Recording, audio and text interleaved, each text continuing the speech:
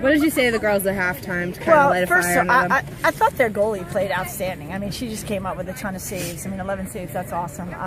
You know, I just thought because she was keeping them in the game that we just had to be a little bit more diligent about our shot selection and really look to pass the ball, you know, obviously around her. But I thought that, you know, we were getting some good pressure on the ball, and then we just needed to we got stuck in the corner down here just to look for more options into the center.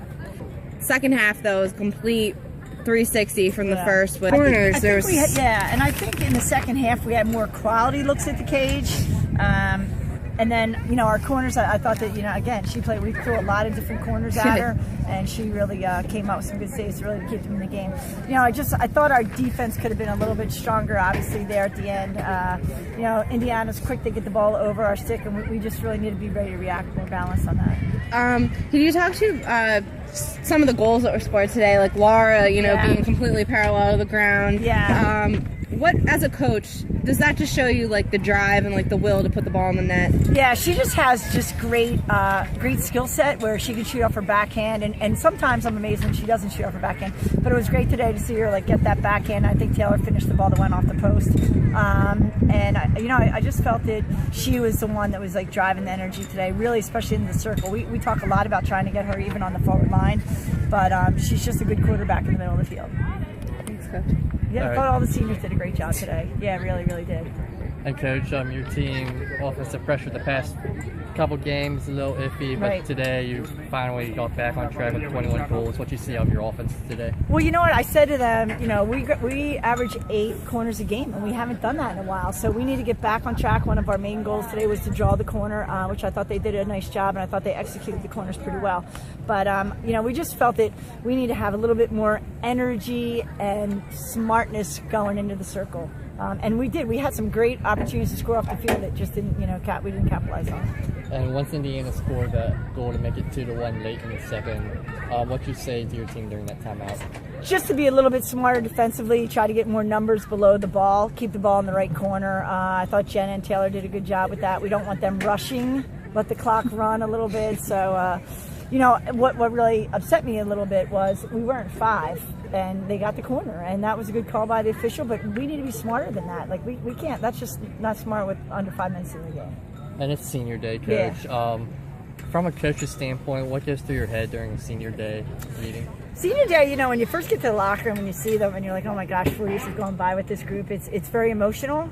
And what I said to this team when we first gathered in August was how much I appreciate all the different characteristics that each of them individually bring to this program. But what I love most about them, the way they embrace the team. They are great teammates. And, you know, they all have different things. Laura brings passion, you know, Katie, confidence, Nat, enthusiasm. KDA is just tenacious, you know. Amanda's diligent, you know. Talk about Jenna just having a great work ethic. Taylor's determined, you know. Kyle's competitive spirit. Like, all of them just have a quality that raises the level of this program. And I hope has long-lasting effects on the players that come after them. And it is a senior-heavy team. At one point in the first period, I believe you had all 9 seniors in there at once. Yeah, the way it worked out. Just how do they mesh with this team, like on offense, on defense, and they help bring up the younger players as well? Yeah, well, the one thing too that I said about you know, Casey Higley is the only player that doesn't start as a senior, but she understands her role. She comes off the field and she's very coachable, and I think that they all support each other. And I think that this class has been very committed since day one. So we've just, you know, been blessed that we've had all these kids that have just, you know, worn the Penn State uniform with such pride. And I would say just want to make this Penn State Flying program better. That means everything. Everyone from the seniors to the freshmen to the coaching staff really had a part in this win and making our day special, and having the win I think just really tops it off. And of course we're going to tailgate food, so it can't get any better than that. Laura, talk to me a little bit about the first half, you know, from an offensive position. You guys were putting pressure on the net, you just weren't able to find the back of it. But, you know, speak to the offensive structure from the first half compared to the second. Yeah, I mean, I think we had a great amount of energy both halves. The only difference from the first to the second, is that finishing, finding the back of the board. Moving forward, you know, you guys have one more home game against Northwestern. obviously going to be a tough one. What do you think the biggest takeaways from today are, to apply that to the next 2 games that you have? Well, I think that we've really been focusing on keeping the width of the field and the depth of the field. So I know continuing that, I know we can all look to get individual defense, set that as a priority. So we'll definitely take those in the next 2 weeks of practice, looking at Iowa, looking at Northwestern, and really trying to step those parts up in our game. Can you talk a little bit about the, first half there was a ton of shots, but not very many corners, and then the corners, kind of turned on in the second half. What goes into, your forcing of the corner inside the circle? What do you guys try to do? It's really, we're in there, we can't find a shot, boom, corner's the next best thing. We're going to try to create that up-number situation that we have on a corner. So, that's what we're looking for. And, a testament to their goalie. That was, their first half, or her first half was amazing. So I think that was a big reason, too, that we weren't able to get it in. And then, Laura, my last question for you is, we always say that you're the opportunity creator, but the last 2 games, you've been killing it with the goals. So, what went into the, laying flat on the ground? Coach said you could find a shot really anywhere, but, what goes through your head when you're struggling over there to find a net, but you put it in anyway? It was just, trying to get it on the cage. Finding the opportunity to put it in there. If it's not going in, teammates will scoop it up, but it's just the same as I said before. If I'm in the middle of the field or if I'm in the circle, it's just trying to convert something, whether it's a successful pass or a shot on goal. So, just doing it. And you're both senior captains. What does that make this game more special?